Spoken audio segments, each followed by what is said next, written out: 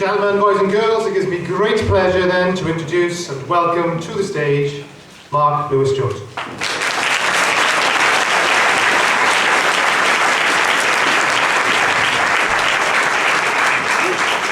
Thank you very much. Well, I'm having a lovely evening, and as actors, we don't normally. I normally wear a costume, and I have a character and other actors to hide behind. But so being here, just being me, feels a bit naked. I mean, not literally, obviously. But congratulations, first of all. You know, this is all about you tonight, and it's a privilege to be here. And massive congratulations to every one of you.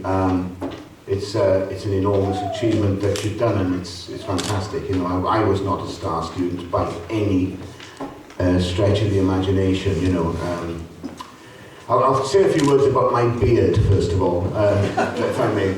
I've just come back from Bulgaria. I don't normally wear a beard. It's one of the things we have to do sometimes. We have to wear funny costumes and grow facial hair when we don't particularly want to. I've just been out in Bulgaria doing a war movie. It's the first proper war movie I've done. And I got out there, and the director was a big Californian man and with a big tan and lots of blonde hair. He said, "Right, what we're going to do, Mark, we're gonna blow up this truck." He said, "We've only got one truck." He said, "I want you to stand in front of it, go like that, and the special effects guy will blow the truck up, and then I want you to turn around, smoke your cigarette, flick it away, and walk away from the truck with your speech." He said, "We've got 4 cameras on you, we've only got one truck, so no pressure." Anyway, I managed it, but I still haven't got rid of the beard, so that's next on the list. I know this area quite well.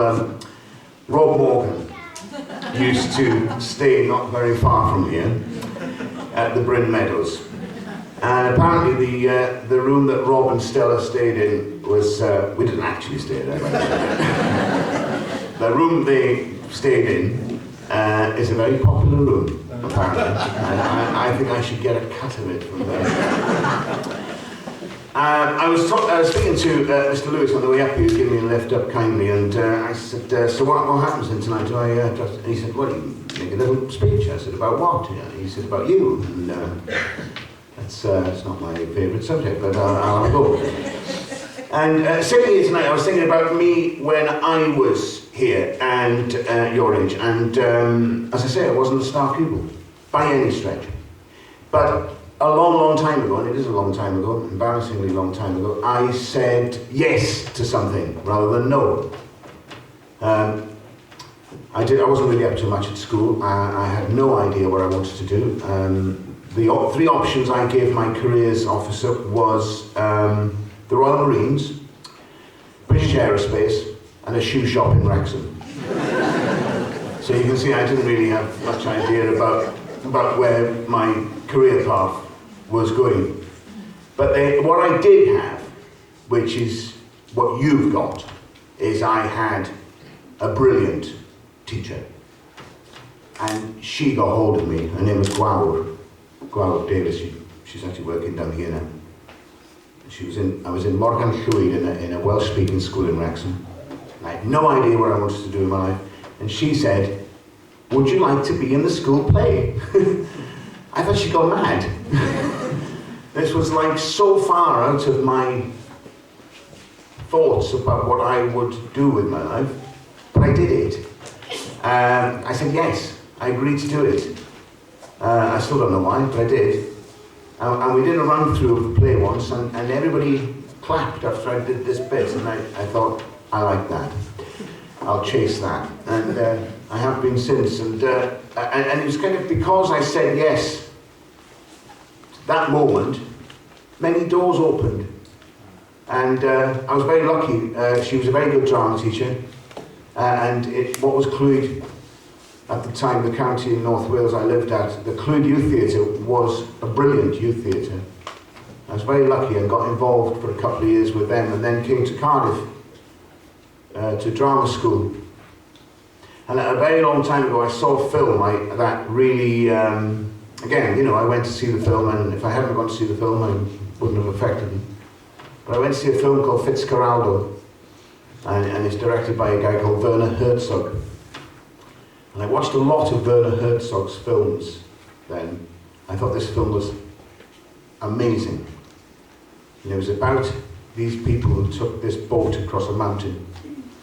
What was seemingly impossible, they made happen. And Klaus Kinski was in it, who was an astonishing actor. And I was so moved by it, and I watched lots of films by this guy called Werner Herzog.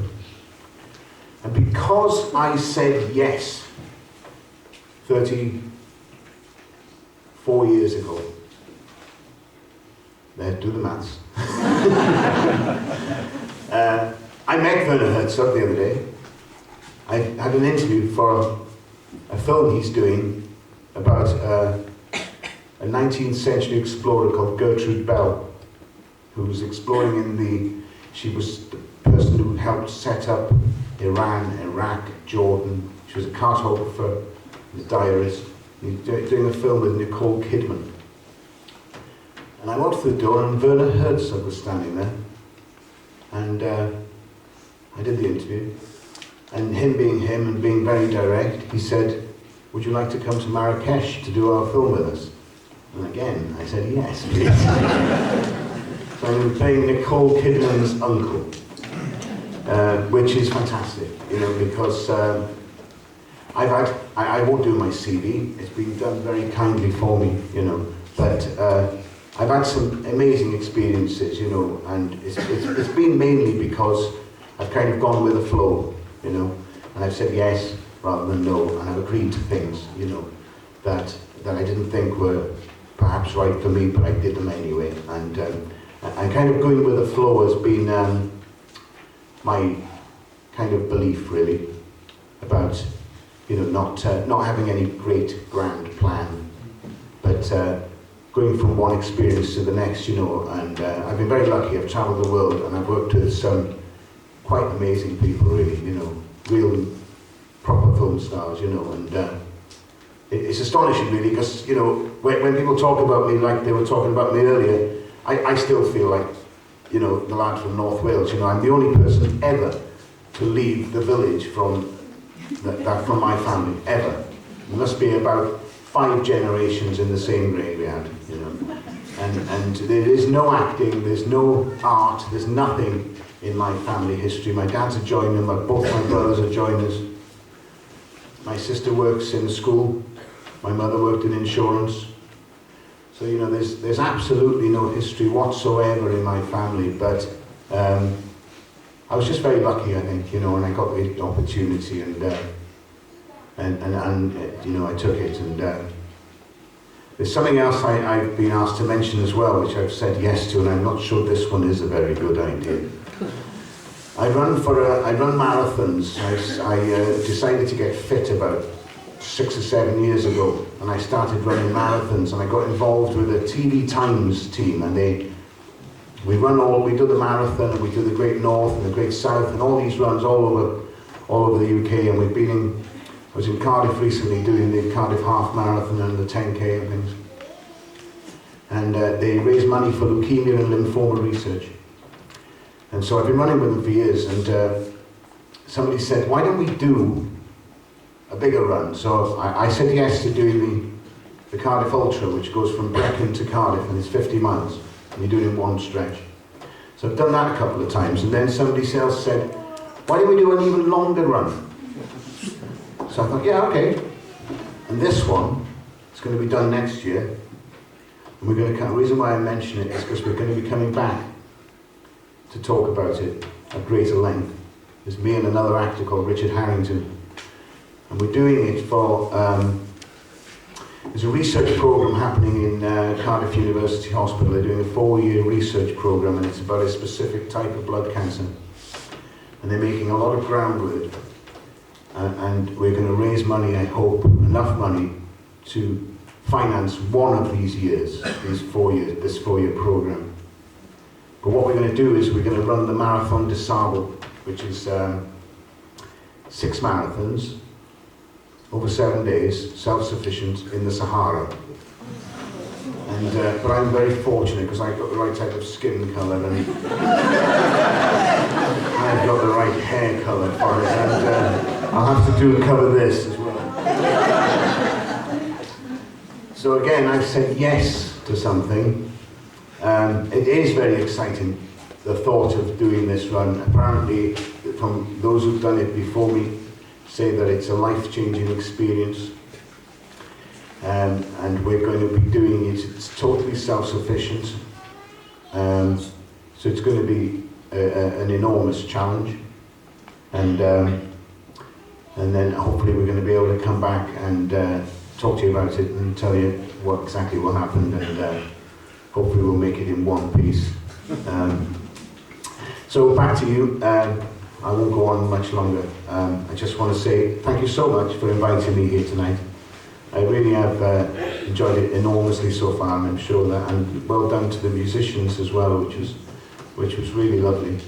But I really wish you all the best, you know, and I'm not here to give you any great pearls of wisdom because I don't have any, you know. I only have my experience, and my experience has been, as I said earlier, you know, to go with the flow, really, and to say yes rather than no. Diolch yn fawr iawn.